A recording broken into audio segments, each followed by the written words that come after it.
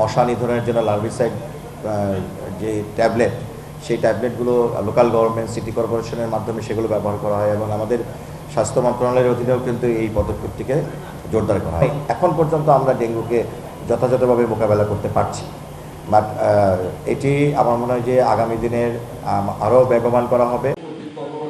সবাইকে আসসালামু আলাইকুম, শুভেচ্ছা এবং সুস্বাগত জানাই।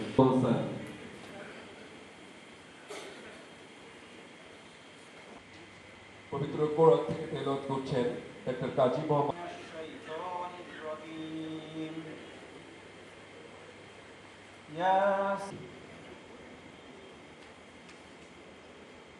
মাত্র গত 2 মাসের অ্যাচিভমেন্ট, গত 2 মাস ধরে ওনারা কাজ করছেন, 2 মাসে কিন্তু কভার করেছেন 34%।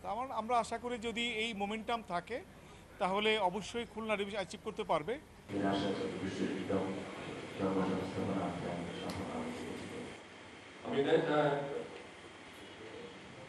সভাপতি জনাব ডাক্তার শেখ মোহাম্মদ মোশাররফ হোসেন, পরিচালক স্বাস্থ্য।